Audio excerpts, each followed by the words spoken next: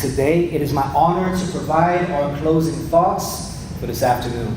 So it was the summer of 1999 when a 13-year-old young man by the name of Ricky walked into the after-school program at the Hope Center for Kids. He was welcomed by staff like Pastor Edward King and the late Hope Center pastor and founder Ty Schenzel, and directed towards the program activities with his peers that were centered on faith, collaboration, education, and employment. Ricky quietly observed the unfamiliar surroundings while he carried with him a familiar struggle faced by many youth in the neighborhoods surrounding the Hope Center, and with it their all too familiar challenges. See, Ricky was struggling to focus in school, and teachers had noticed an extreme behavioral change over the summer. Ricky had become resistant to communicating with educators, people that he normally got along well with, and it was not long before the staff at the Hope Center observed Ricky engaged in conflict with his peers and the staff here. He often became angry and defiant when confronted by his adverse behaviors. Now, Pastor Ty, whose life mission was to ensure that every child in our community would have an opportunity to embrace a hope-filled life and future, asked to meet with Ricky's family to explore how hope could be a support. He learned that Ricky and his two siblings had recently moved in with their grandparents due to some turbulence in the family. Ricky's mother had abused alcohol for most of his life. His father was on again, off again in relationship with him. And it wasn't long before he was out of Ricky's day-to-day life. Growing up, Ricky had witnessed his mother unresponsive due to substances. He was subject to abuse, domestic conflict in the home. It seemed instability and insecurity ruled. And with his father absent, Ricky fled what he found in the home and gravitated towards a sense of support that happened to be friends and cousins that were gravitating towards a local gang in his neighborhood. Understandably, these traumas shaped young Ricky's worldview and development. He began to see the world as an unpredictable and a dangerous place. He began to see others as inconsistent. Adults were unreliable, even predatory. If they are not with me, they are against me, became an internal mantra. He began to see himself as expendable, trapped, not worthy of time, love, or attention. Ricky's young heart was resigning to a sense of hopelessness. The anger and alignment with the values of those in his hood, its manifestation and destruction was to follow. When Ricky was 14, his grandfather died. The last vestige of a strong, positive male role model in his family, and Ricky soon solidified his identity with the neighborhood gang. And many at the Hope Center grew weary and very concerned over his behaviors and situation. Pastor Ty and King and a certain basketball coach by the name of Foster pursued Ricky for the whole basketball team. It kept him coming back to us every day. He was good. He was talented. Pastor Ty and staff would ask Ricky and his friends frequently to consider their own strengths, value, and to think about their future. They would often laugh, often scoff, and sometimes ponder. Even when Ricky increased his presence in the streets, gaining the attention of rivals and local law enforcement, he would hear the voice of his grandmother, grandfather, and a female friend at the Hope Center by the name of Ashley. "We love you. You were made for purpose. You are better than this situation." Yet Ricky was unable to receive their message. He would ask frequently, "Why do you love me when I don't love myself?" Even when Ricky started self-medicating heavily with alcohol, marijuana, pills, a family who had met Ricky here at the Hope Center continued their process of informally mentoring Ricky and his siblings, providing that relationship, field trips, Christmas gifts to help the family, encouragement, rides to church, prayers, believing in and for Ricky, even when he didn't believe in or for himself. Even with fistfights between rival gangs escalated to gunplay, the committed voices of hope ran beside him when he could only stumble from one day into the next. Other voices were out there proclaimed Ricky a lost cause, a throwaway, a menace. He will amount to nothing, destined for jail or the cemetery. So many had reached out so often for so long, it may have seemed at this point as if Ricky had started to exhaust the voices of hope surrounding him. Then when he was 18 years old, a tragic culmination occurred. Ricky accidentally discharged a gun while he was intoxicated at a party, striking and killing his childhood friend.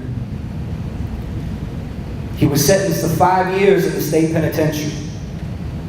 There he contemplated the life that he had forged for himself by, as he put it, trying to control an out-of-control situation and world. The grief of his childhood, the senseless loss of a friend, the pain caused to his friend's family and his own. Friends from the hood no longer called, visited, or wrote.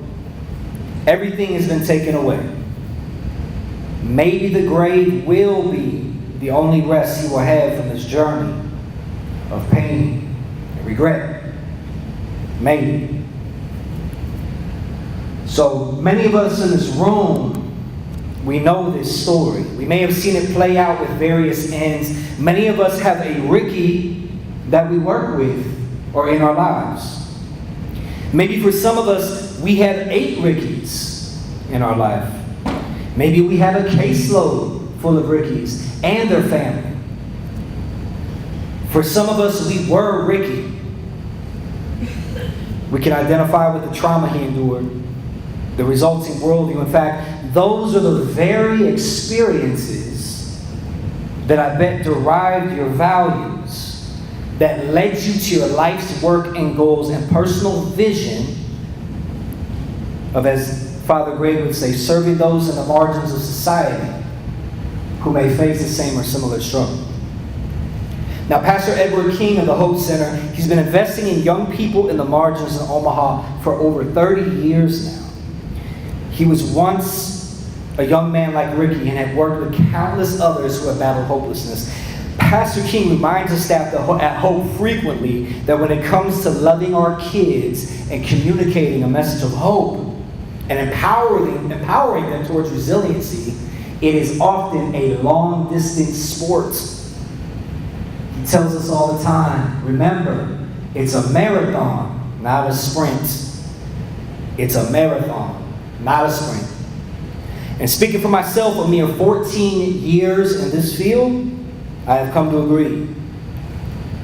I believe that those of us called to this marathon are a community of committed individuals who have a strong reason to invest and endure, and who, in order to be successful, continue to develop a certain mindset, an approach that equips them to run alongside an individual in their despair and in their hopelessness, to not only see the value and potential inside that person, but have committed to it. You can call it out of them, even when no one else can see it or sense it. Consider the individuals in Ricky's story: his grandparents, his friend Ashley, Pastor Ty and King, the family who fostered he and his siblings, Coach Foster, all of these individuals in it for the long haul. It will take such an individual willing to run together until we see the sickness of violence and trauma eradicated from our homes and streets and replaced with resiliency found by one who hopes. Brief caveat, I didn't write this down. When I was a kid, to hear the statistics that Cecilia shared in Omaha, I wouldn't have believed it.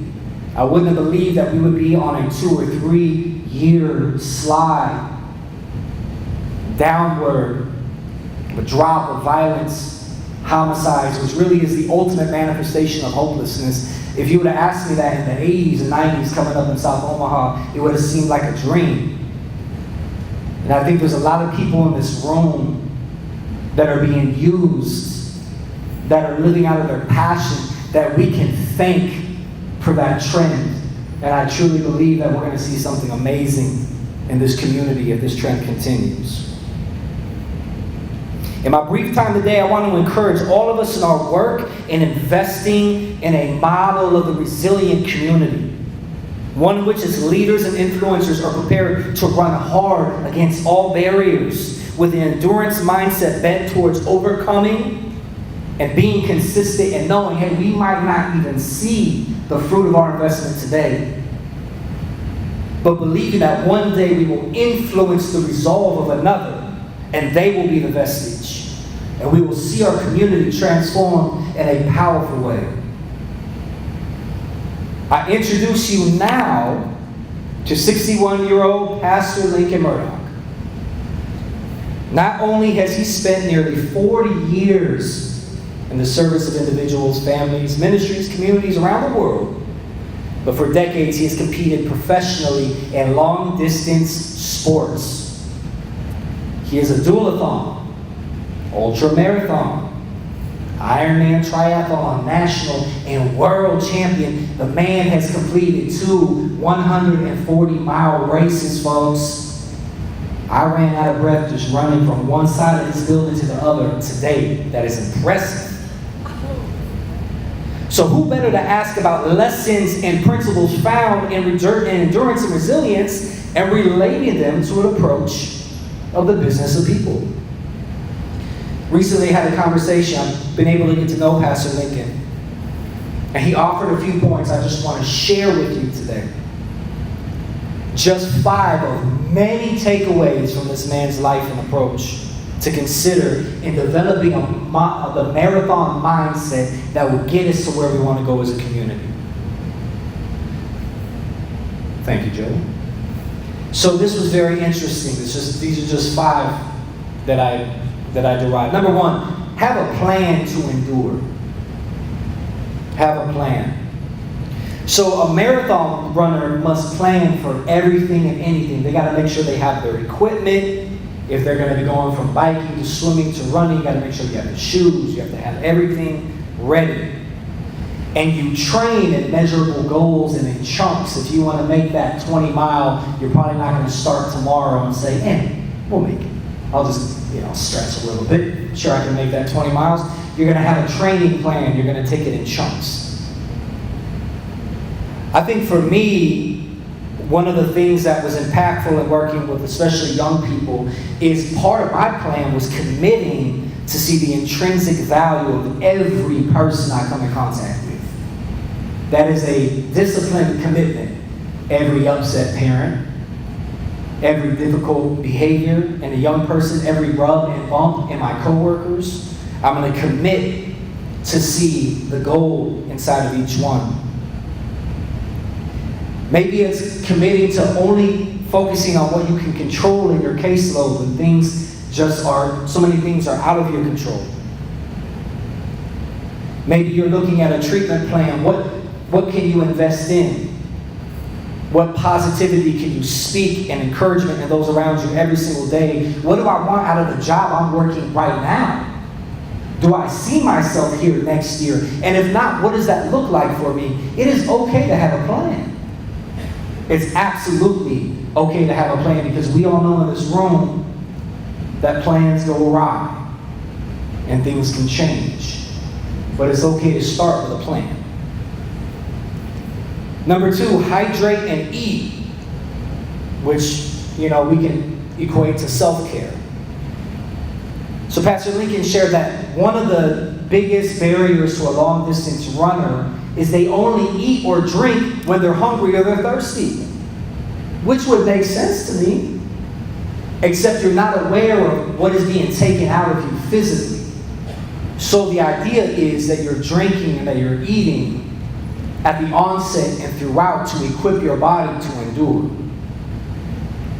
What that looks like, I think, for us is a lot of times we think that we are okay to keep going. We deal with stressful situations in our home lives and potentially with those that we serve. And there's always an area of danger zone where we might burn out. Some might call it compassion fatigue. But before we feel ourselves even getting there, plan to eat or drink. And that can look like a lot of things for you. It could be time off, positive relationships, scheduling your breaks, time for things and relationships that fuel you, friends, families, hobbies, passions, or finding your center through faith, prayer, meditation. If we don't do that, if you're here today and you feel yourself moving towards a danger zone where you might be getting there, I encourage you this day. Find that place. Energize yourself. If you don't take care of yourself, you can't take care of anybody else. And we've heard this before. Sometimes we need to move to action.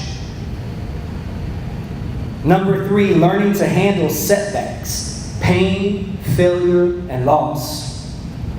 Pastor Lincoln's words, it's inevitable, so get friendly with it. I love how he said that. Without these things, setbacks, pain, failure, loss, the word endurance really doesn't apply. So we probably shouldn't shy away from it. A runner must expect that pain will come and discover the ways to manage it and be prepared to push forward. If we look at it as our opportunity to learn, it's an opportunity to explore our foundation and our own values. To lean into our faith, our family, embrace grieving, and even assess how do we manage our own pain. Is it healthy?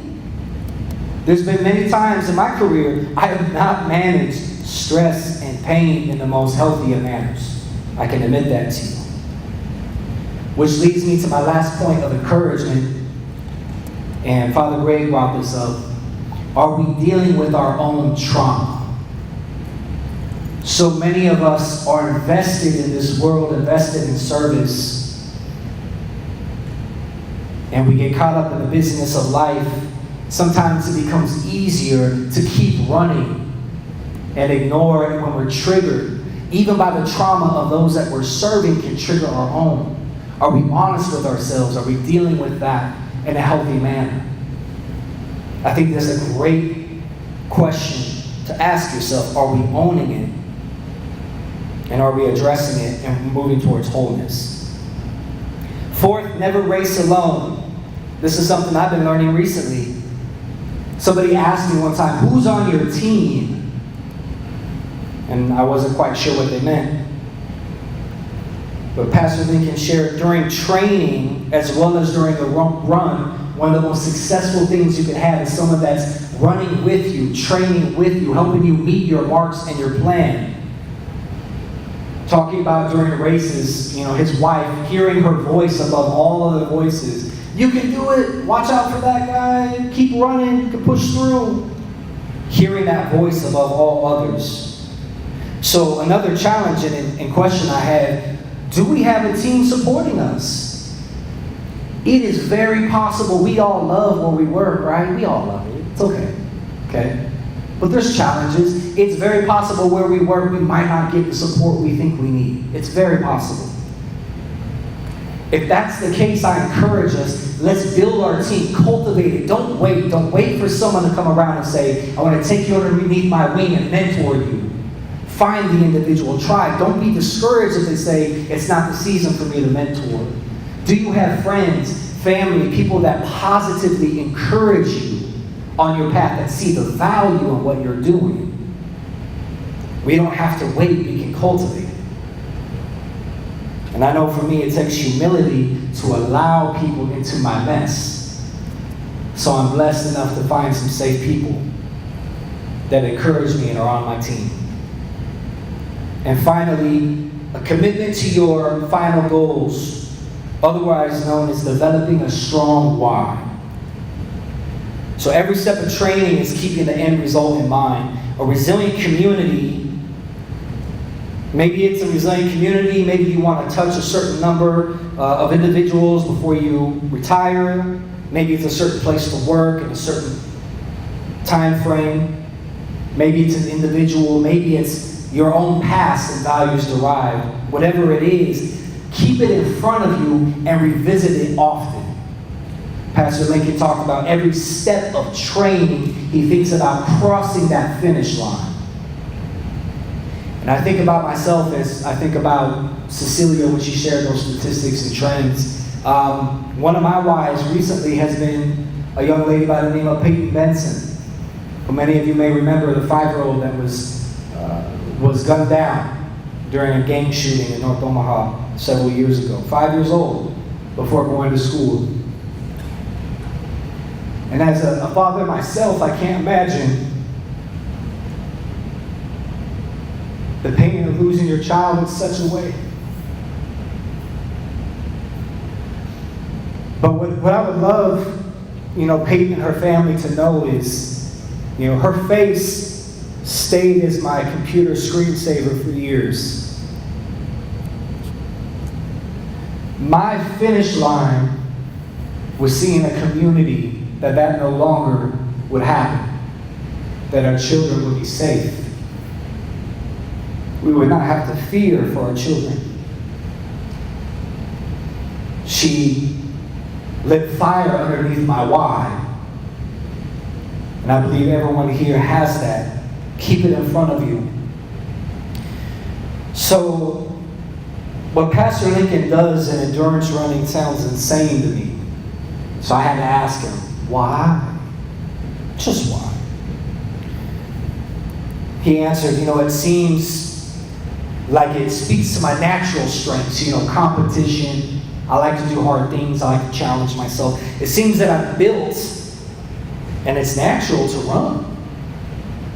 He even quoted the character Eric Liddell in the movie Chariots of Fire. He said, I believe God made me for a purpose, but He also made me fast. And when I run, I feel His pleasure.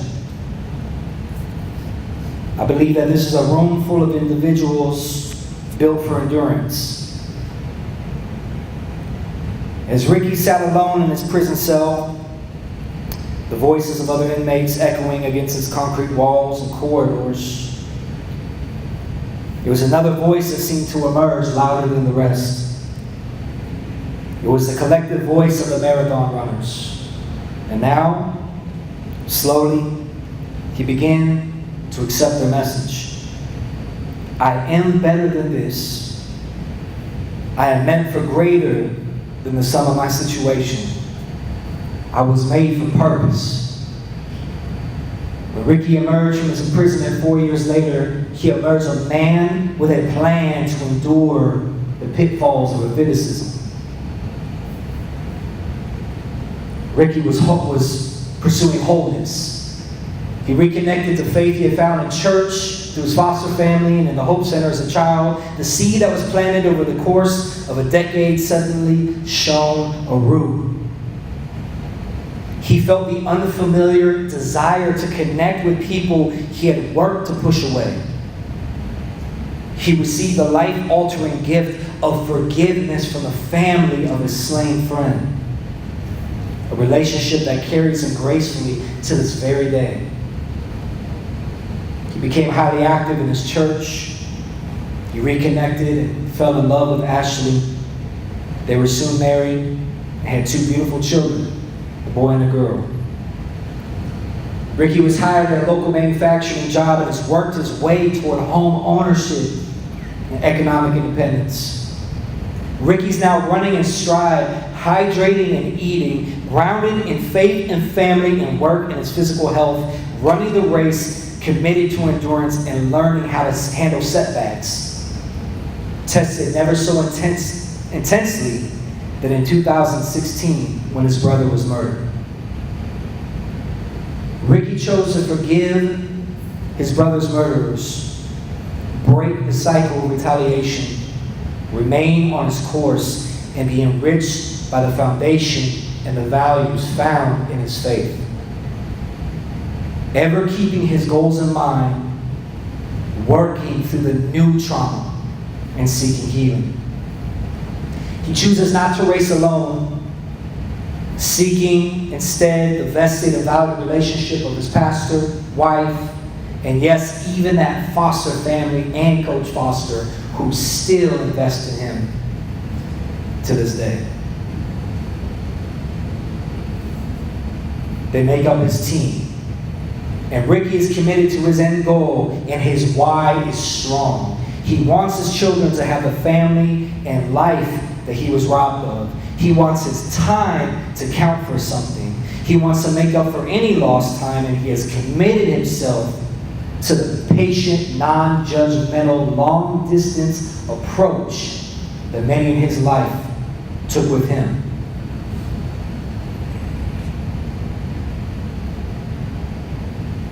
Ricky is the fruit of the long-distance runner. The end result is life-changing. I am honored to know him, and I'm honored to share the same course. So my final encouragement to those of us in this room, there may be many differences between you and I, between us as individuals or our organizations, philosophies, methods. But I'll echo the sentiments shared here, and I stand encouraged that today we came together under the banner of a mutual value. I wager we value learning and educating our community on effective models of care. I wager we carry a deep care for the broken and the vulnerable. I wager we wish to see our city equipped to endure life's challenges resiliently and a community transformed to be safe for all. So in this room, you are not my rivals. You are not my nonprofit competitors. You are my co-laborers. You are my fellow race runners. You are my teammates.